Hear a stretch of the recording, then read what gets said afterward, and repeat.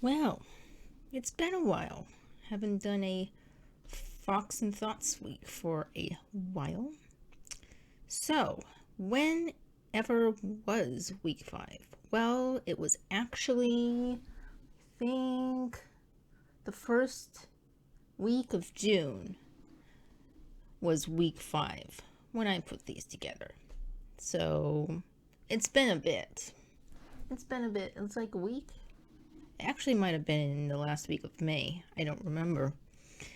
But anyway, what was going on in that week? So, if you're not familiar, these are a collection of random thoughts that I collected over the week, and don't expect things to flow together nicely. Sometimes I keep to a theme, sometimes I don't. It all depends. And sometimes I don't know, I just get random thoughts. I had a lot of random thoughts this week, actually. Sometimes, some random thoughts, they're just so random that I don't see any reason in sharing them. Sometimes I want to share them. So those are the ones that make it to these slides. Okay. So first thought topic. It's not the thought topic, it's the topic.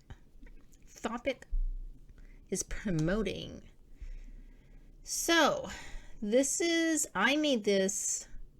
You should look at the screen now if you're not. I made this because I thought, you know what? I'm gonna try my hand at promoting. I mean, I have been promoting my debut fantasy novel, Between Roses, for quite some time now. It's coming out this fall. I'm going to make it come out this fall. Right now I'm doing the final bits of editing. So, I thought I'd write a little thing up for this slide, for a promoting thing of Between Roses. This is something that I wrote. It's not a blurb, because I do have a blurb. It's not a blurb. It's just a little something. Let's read it then. Erin stumbles into a magical realm haunted by a monster of pure madness which she has the power to defeat but doesn't know how. Her new friends want to help, but time is running out as the monster is set to destroy the realm. Erin must find a way to save her friends on her own. And I'd like to add, her friends say that, we will help you get home, but you also have to help us defeat the monster. And then we'll help you get home. So she's like, well, then I'm kind of stuck here, aren't I? Because she has to rely on them to get her home, because she doesn't know how any other way. And the tagline I had different tagline here in the slides actually, but I wrote a blurb, then I created a new tagline. So this is the new tagline, and you guys get to see it. The answer lies somewhere in all the nonsense. Basically, it's the whole thing about the book. So, if you're interested in even more content on Between Roses, I have a Patreon now, and I post exclusive updates on my Patreon, so you get the behind the scenes and the details of the details. And you also get short stories that take minor or side characters. These are spoiler-free, meaning that they don't talk about anything particularly revealing that comes out in Between Roses, but they are a fun time. So if you like, you can become a patron, join a tiny community, but very nice community. And if you go a little bit higher in the tiers, you can actually get access to finished and edited chapters of Between Roses from chapters 1 to 5, and I'm posting them in little snippets of about 800 to about 2,000 words. Yeah, so you don't have to be staring at the screen so much if you don't want to. Yeah, so if you'd like to check it out. Anyway, that was that. This is a thing I found. If you're looking at the screen. Okay, so this is a drawing that I did of Erin. This is the first time I actually drew her myself, and I asked someone to draw her. It's not the best. I don't draw people. I really don't. I'm working on it. It's really hard, isn't it? Humans, why are we so complicated? It's so much easier to draw animals. Anyway, she's a bit see-through because I didn't realize the type of pen or thing that I was using in Procreate. I didn't notice what I was using, and then I didn't notice that she got so transparent, but anyway, and this is a background. It's a looped background. So I thought this was pretty cool. I found this as part of like stock footage, I guess you could call it, when in PowerPoint, and I thought, hold on a moment, I didn't know you could do this stuff. This is so cool. That means maybe the slides that I show you guys don't have to be so boring and stiff all the time. So you might see more of these things in the future. Anyway, I thought I'd do a little bit of a reading of the part of the first chapter, a little bit of a part for you guys.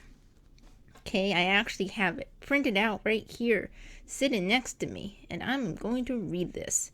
So I might stumble, and I might trip over my words all the time. Not all the time. I might trip over my words. Just warning you. I'm not good at doing a reading. Okay. Erin stormed down the school hall to catch up with the stupid nerd in the plaid shirt. What was he thinking, going off like that without waiting for her at her locker? When Harrison spotted her, he shrugged off his knapsack in such haste as if it was infected, snatched the homework out and almost threw it at her. With a sniff of disdain, she handed him this week's homework. Won't be asking you anymore. That's not her voice. Hold on. Won't be asking you anymore. Give this to your friend Drake. By Monday. At my locker before the bells. No funny business. He eyed her up and down. His pimpled face crimsoned. You'll get both of us into the party, right? That was what we promised. Who do you take me for? She scoffed, stuffing the homework in her bag. She would copy it all down in her own writing later. Then she left through the main school gates and waited for her best friend Celeste to come out. During that time, she scanned the crowd of kids pouring out. Then she spotted the junior hotties. Robert Bain, Johnny Taylor, Kevin Green, and Tommy Oakland, who also all happened to be best friends. Johnny with swooping side bangs had a girlfriend. Tommy with cute dimples had a boyfriend. And Robert with muscles and Kevin with brains were both single but off limits.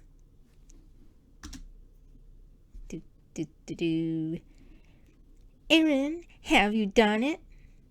Here came Celeste down the steps with her high-heel shoes going clip-clop. The two of them had romantic relationship rules. The other's serious love interest or exes were not for the taking. Robert was the former, Kevin was the latter. Something Erin secretly resented. Why couldn't she have Kevin if Celeste didn't want him? And so, that was the little beginning part of chapter 1 of Between Roses. If you see on the screen, I am noticing that I clicked the screen or moved, so now the loop has stopped. Oh wait, I remember why the loop stops. When I put a new graphic on top of it, I don't know, somehow it stops. Like if I press the enter button or something, or if, I don't know. Anyway, so what you see on the screen is my drawing of Celeste, which is actually much better than my drawing of Erin, because I drew this at a much later date when I was a little more comfortable with drawing people. I'm not saying I'm super comfortable with drawing people still, but yeah. So that is Celeste. She's wearing nylons or tights or something, and also boots with the high heel boots or something. Erin is dressed kind of boring here, but she is actually also a fashion loving gal. She's just in more comfy clothes right now. And Celeste, both Celeste and Erin have black hair. I did put a little bit of color in the hair, just because I thought, well, maybe I should. Yeah. Both Celeste and Erin are supposed to have really, really ghastly pale skin. And I didn't know how to do that when I first drew Erin, so she looks a little bit different than Celeste. But anyway, never mind the weird hand situation and how one of Erin's shoulders is a little bit higher than her other shoulder, because I don't know how bodies work. Anyway, that's that. I hope you enjoyed that. Let's move on to Patreon. So I did mention Patreon. I have a Patreon. You can also get free content. So if you've joined for free, you become a free member. I'm writing articles on facts about my favorite books and authors. I have one up there about Lewis Carroll's Alice's Adventures in Wonderland without spoilers. So if you've never read Alice's Adventures in Wonderland, never read Through the Looking Glass and What Alice Found There, never read those two, you can go and look at that little introduction that I wrote, I think. Yeah, and you just become a free member. You don't need to be a paid member or anything. And you can have access to that. And I plan to do another Alice one. And after that, I plan to get into his Dark Materials trilogy by Philip Pullman.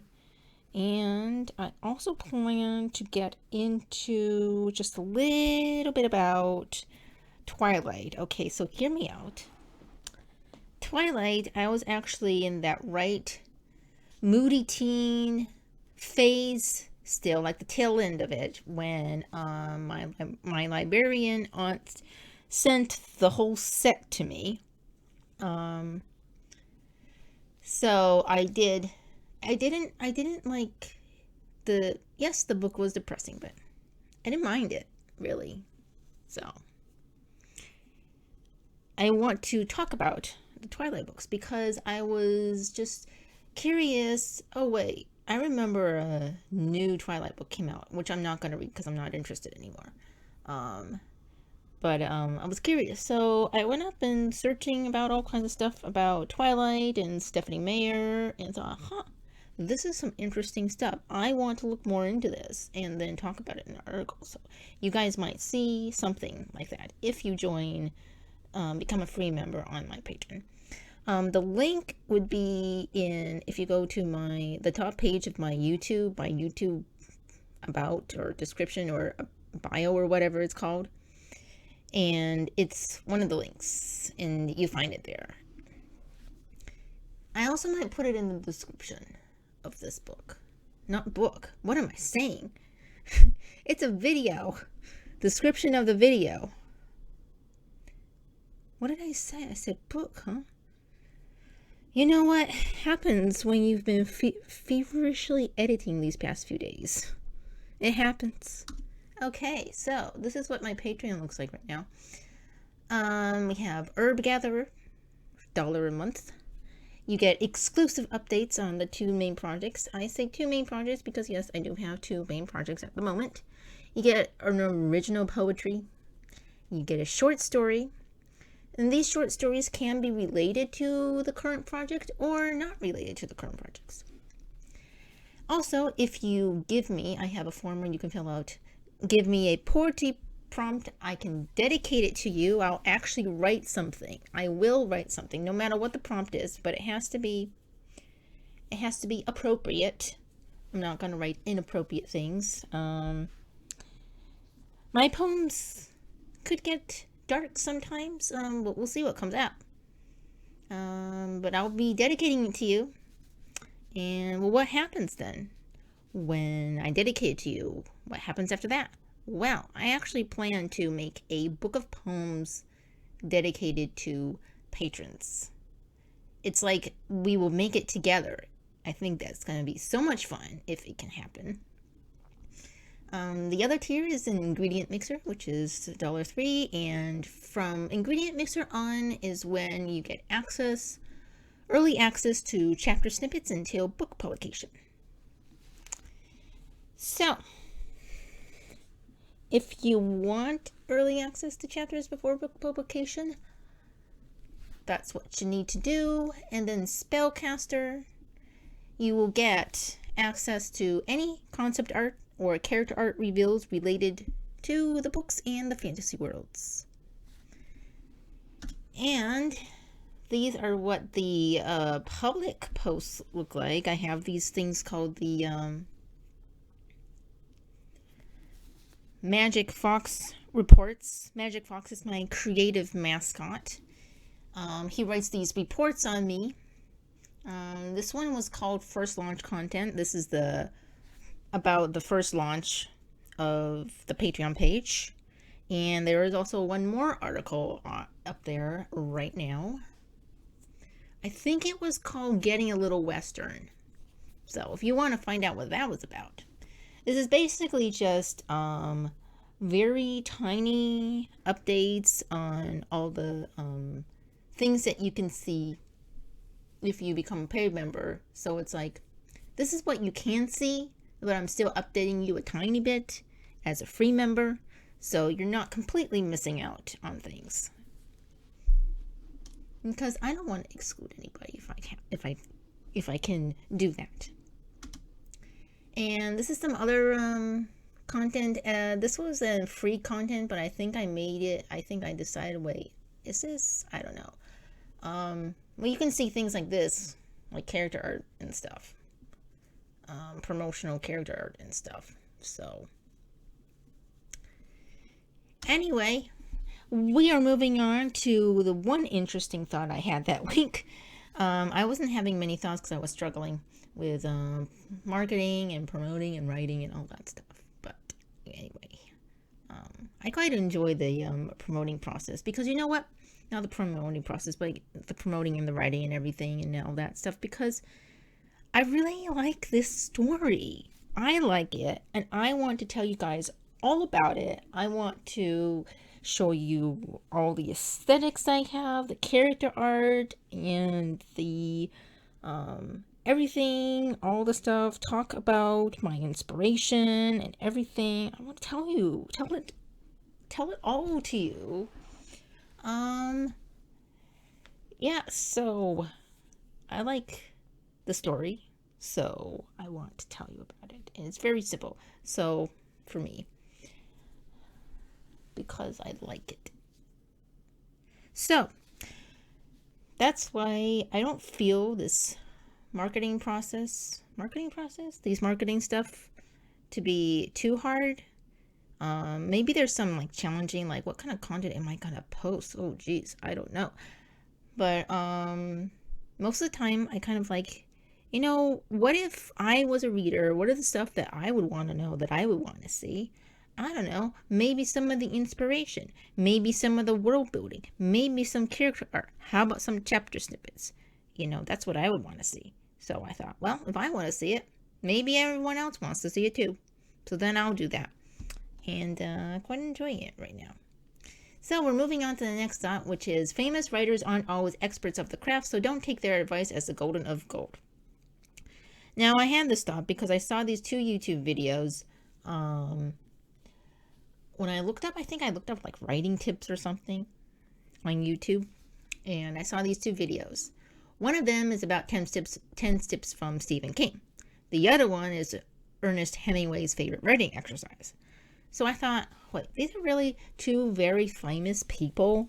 Is really what they say the golden of gold? So I did a little bit of thinking. I thought, are famous writers experts? I don't think they are. Some of them might be experts, but I don't think all of them are. So do we take their word as the golden of gold and implement every single tip and advice that they give us? Do we automatically trust them? I don't know. So I felt like, they just became famous and published. They become published and famous. Famous and published. But does this mean that we can trust their word? I don't know. What do you think? I feel like that they are no better than you or I. Yes, they are successful.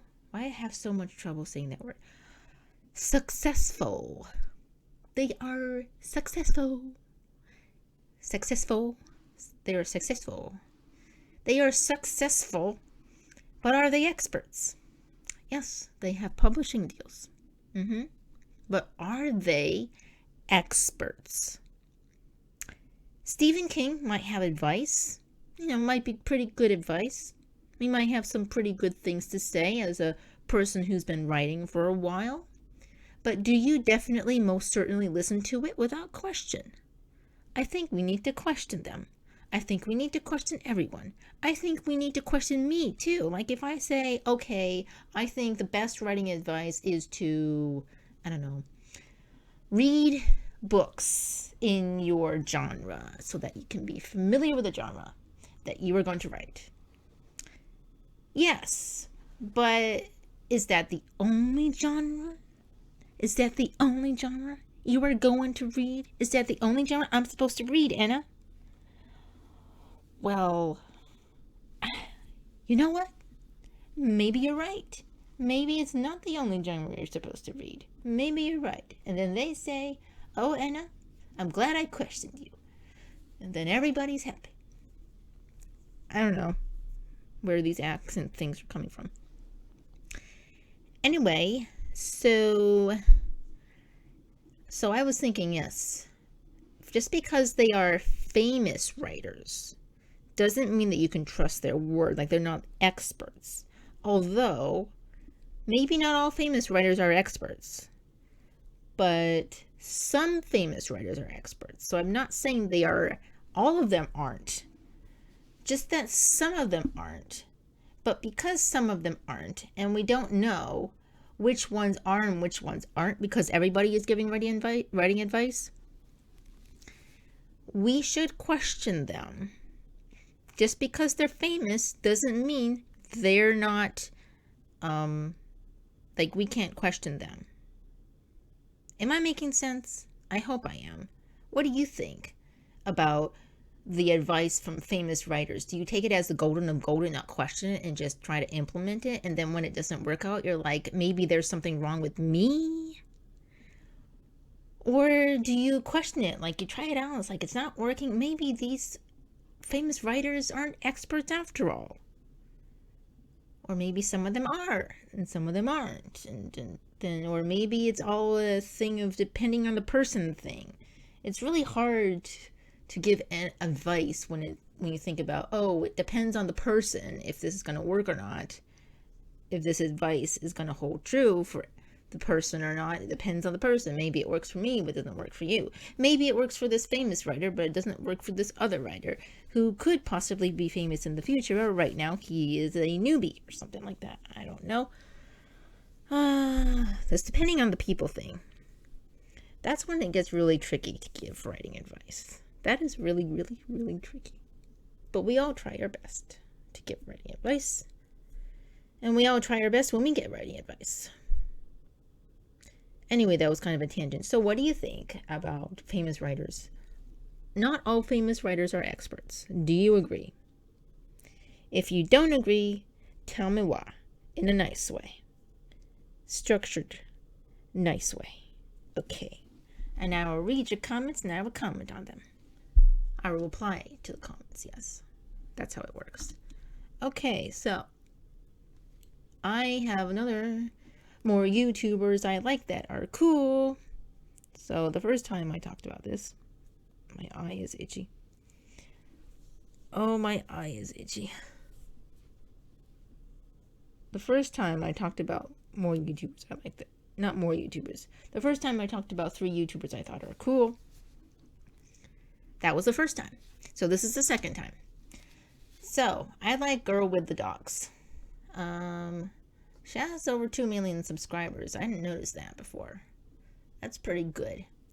Well, she's a pet groomer, dogs and cats, and she does this for free. I heard. I don't know if all of them are for free. I think a lot of them are for free. She lives in Canada, I think. Her name is Vanessa. And who doesn't like watching videos of cute pets being groomed? She's also... The reason I started watching her was that has this dry humor that is funny. So she's just hilarious. Sometimes she'd be washing this huge dog, and she says something like, after 100 years of my life is gone, or something like that. And it's just funny. It's just like, oh, it's exactly like if you're washing your pet, you're thinking, oh, this is taking forever. Maybe you think things like that. She also has a second channel, and these are longer videos. Do I have examples? Oh, yes, I do. These are longer content videos. Sometimes these are pets or animals without a home yet, and she's doing their grooming to set them up. Sometimes they are elderly or injured or hurt in some way, and they need a good grooming, and she tries their very best to make them happy, everything. And so, yeah, it's nice to watch and listen. Now, she also talks about the breeds and what kind of diet or what kind of breed they are, what kind of diet they need, what kind of living environment they need, their origins. Sometimes she talks about things like that. So it's very nice and educational. You learn things. And yeah, so Girl with the Dogs, not first channel, Girl with the Dogs and Girl with the Dogs 2. Those are the 2 channels that she has. Okay, so the next one I want to talk about is Nahre Sol, and she's a piano, how does she say it? Piano composer. Well, she plays the piano and she also composes music, is what I want to say. So this is another different kind of channel that I watch sometimes. I used to play the piano for a hobby when I was between the ages of, I think, 14 and 17 or 18.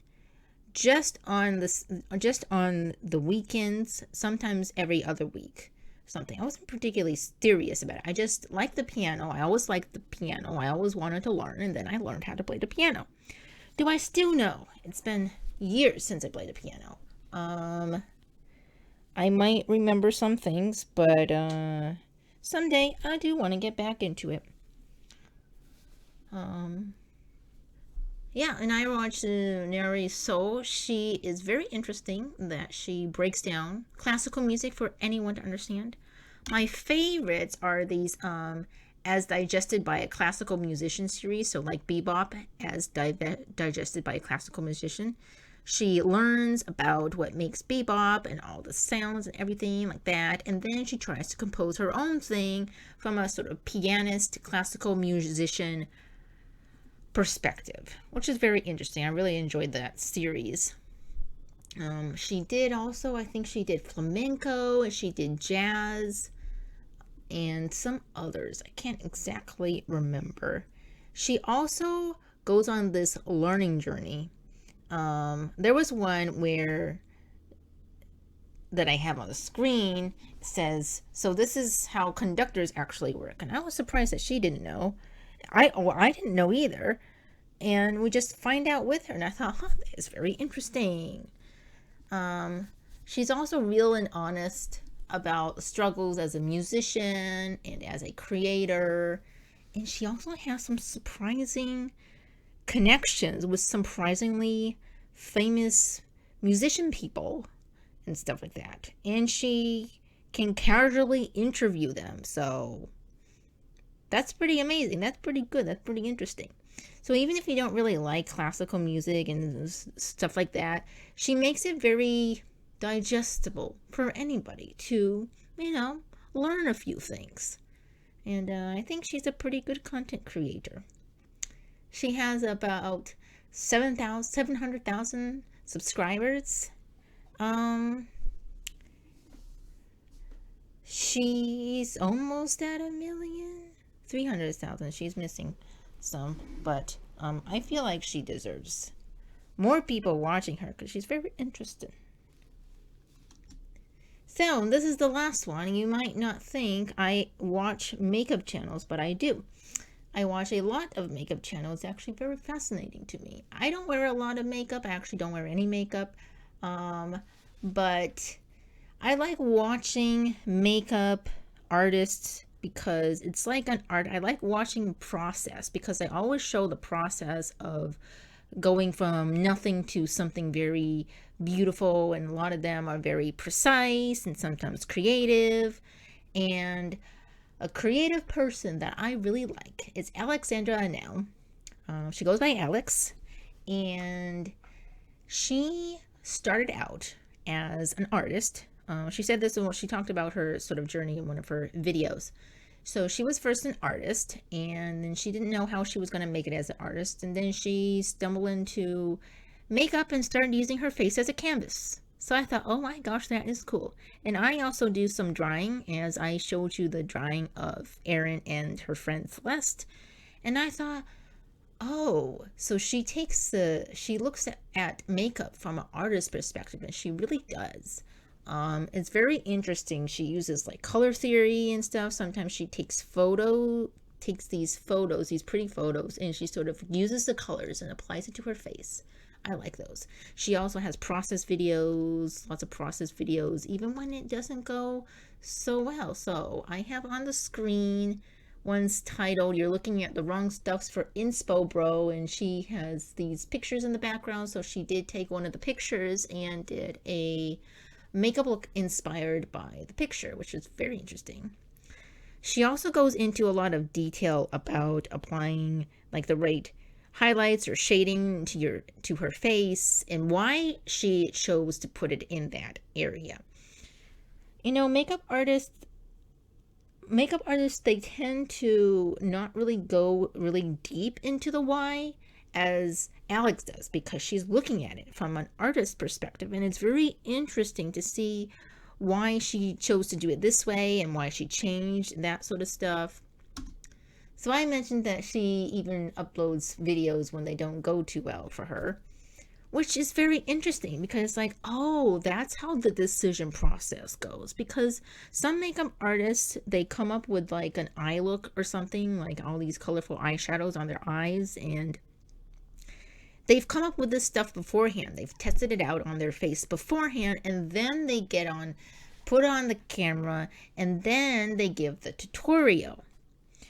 But they don't talk about why they decided to do this color, why they decided to put that there. They don't really go into that. And although I still like their videos, nonetheless, I do enjoy it when Alex really goes into why she chose this color, why she wanted to put these two together, why did she want to put it here or put it there. It's just very interesting. Very, very interesting. Oh, Alex is also really funny. She's also really funny. She makes some funny faces. She says funny things sometimes. She also owns cats, and she owns one cat, and then her boyfriend has another cat, and they live together. Her cat's name is Ziva, I think. I don't know the name of her boyfriend's cat. I don't remember. Yeah. And the other thing I like about her videos is that she gets right into it. She's not like, hey, this is my video introduction. She's like, hey. And then she gets right into it. I try to do that in my videos, but I mean, you don't see my face, you don't know what I'm doing, so I do try to do a little bit more of an introduction. So anyway, those are the 3 YouTubers. We have a girl with the dogs, and her second channel, Girl with the Dogs 2. And then we have Nahre Sol, the pianist composer. I think that's how she calls herself, pianist composer. And then we have Alexandra Anele, and you should go. Alex sometimes also goes into deeper talks and deeper stories and stuff like that. So it's a fun time. It's a fun time. So even if you're not interested in makeup, if you're interested in art, I think Alex would be very interesting for you. It's a fun time. So let me know if you have any thoughts, any comments. Subscribe if you haven't subscribed, because it really helps. But the biggest thing that helps, I'm going to tell you, the biggest thing that helps is if you comment on this video, comment something. Tell me your favorite YouTuber. Recommend somebody to me. I'm always looking for new people to watch, even though I'm subscribed to a whole bunch of people. I'm always looking for new things. So let me know in the comments, comment and stuff, and I will reply to your comments. At the moment, not a lot of people commenting, so I'm like, I'll probably keep on commenting, keep on replying to comments for quite some time. And I quite enjoy engaging with people who watch my videos. It's been very interesting so far. There's been a few, and it's been very interesting. By the way, I have 50 subscribers, and I think I see that as a little bit of a win for me. 50. It's a nice round number too. I like nice round numbers. So next we're aiming for 60, okay? Or 55. Take it in 5s. I like that too. So I have to give you guys a secret word because I told myself to. Let's make the secret word. Let's make the secret word. What shall we make it? We will make the secret word. The secret word will be, I'm trying to think, going back through the content. Etsy. How about, should I say dogs? How about funny faces? Yes, let's do funny faces. Okay, because I did talk about Alice giving funny faces. Let's do funny faces. That is your secret word. Do you make funny faces at yourself when you look into the mirror sometimes? Do you make funny faces when you're like doing things like brushing your hair or standing in front of the mirror? What do you do stand in front of the mirror? You brush your hair, you brush your teeth. Yeah, do you make funny faces in front of the mirror? Let me know in the comments. Anyway, that's it for this video. If you liked it, do like. If you want to subscribe, do subscribe, please. It will really help. And I like a little community here. And Patreon will be a link in the description. And you can also find it on my main page part. The About part, I think it was called. And that's it. Hope you have a lovely day or night wherever you are. And you will hear me in the next video. The fox is out.